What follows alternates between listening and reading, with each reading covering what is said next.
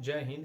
देखिए, नेपाल में कुछ दिन पहले चुनाव पूरा हुआ, लेकिन इस चुनाव से पहले आप देखेंगे कि भारत की एक कंपनी है जो इस चुनाव के कारण उसको बहुत ही बड़ा झटका लगा। तो चलिए इस वीडियो में समझेंगे कि वो कंपनी कौन सी है और नेपाल अपने चुनाव के होड़ में ऐसा कौन सी गलती कर दिया जिसके कारण इस कंपनी को इतना बड़ा झटका लगा। तो चलिए इसको हम डिटेल से समझते हैं। तो देखिए, ये तो भारत है, भारत के ऊपर ये तीन ओर से घेरा हुआ नेपाल है। ये जो समझिए, ये समय भारत और नेपाल के बीच का सीमा रेखा है। अब देखिए, नेपाल चाहता है कि हम भारत के सीमा वाले क्षेत्र में अपना एक्सप्रेसवे बनाएं। अब एक्सप्रेसवे, और इस एक्सप्रेसवे का नाम है, देखिए, काठमांडू तराई मधेश एक्सप्रेसवे। इसका जो निर्माण प्रक्रिया है वो बहुत पहले से है। 2017 में इसका निर्माण प्रक्रिया शुरू हुआ था, लेकिन ये जो 2019 का और 2020 का ये जो पीरियड है 2020 का, इसमें जो एक्सप्रेसवे इसका निर्माण प्रक्रिया थोड़ा ठप हुई थी, मतलब धीमी हुई थी। लेकिन अब जो चुनाव हुआ तो इस जो एक्सप्रेसवे इसका निर्माण प्रक्रिया बहुत ही तेज कर दिया गया है 2022 में। अभी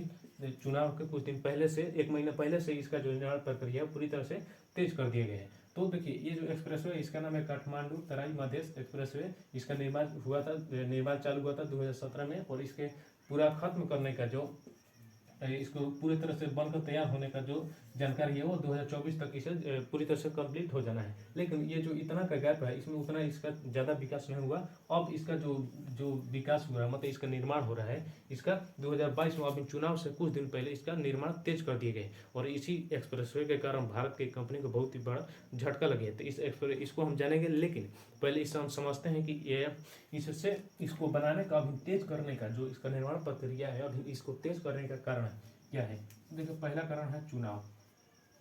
मेन तो चुनाव के है। चुनाव के दिन ही जितना नेता सब है ना वो जमीन पाता है ना। तो इससे पहले आप देखें, संसद भवन में रहता है, हेलीकॉप्टर पर रहता है, अपने बंगला में रहता है, वो तो बाहर निकल कर नहीं करता है जनता के समय।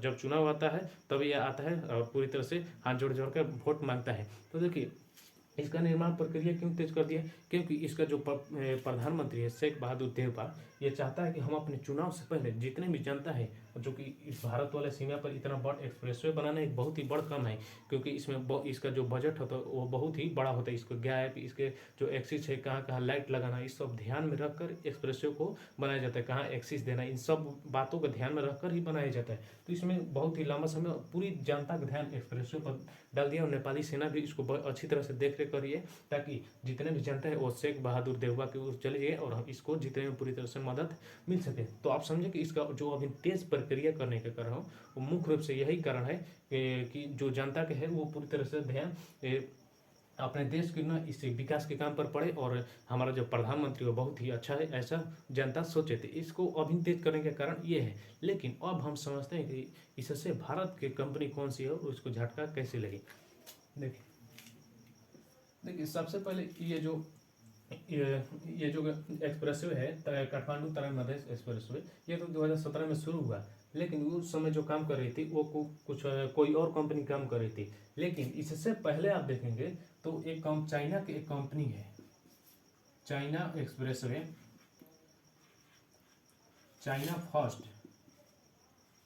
फर्स्ट हाईवे इंजीनियरिंग, यही एक कंपनी है चाइना की। देखिए, ये एक चाइना का कंपनी है, और ये जो कंपनी है इसको बनाने का ठेका, ये जो एक्सप्रेसवे है काठमांडू तराई मधेश एक्सप्रेसवे, इस एक्सप्रेसवे का बनाने का ठेका इस नेपाल की जो सरकार है इसको दे दिया, चाइना फर्स्ट हाईवे इंजीनियर इस कंपनी को दे दिया। और जबकि इससे पहले भारत की एक कंपनी है ऑफकॉन्स इंफ्रास्ट्रक्चर, इसने पूरी तरह से बोली लगाई थी हमें दे दिए, लेकिन ये चुनाव के होड़ में इसे चाइना फर्स्ट हाईवे कंपनी को दे दिया। अब समझिए, ये जो कंपनी है चाइना फर्स्ट हाईवे इंजीनियरिंग, इससे पहले जब ये ठेका लिया था इस सड़क को बनाने से पहले, देखिए अभी जो ठेका लिया है ये अभी वर्तमान में मिला है लगभग 7 नवंबर को, लेकिन इससे पहले ये ले लिया था। और इसको उस समय जो था वो टेक्निकल, समझिए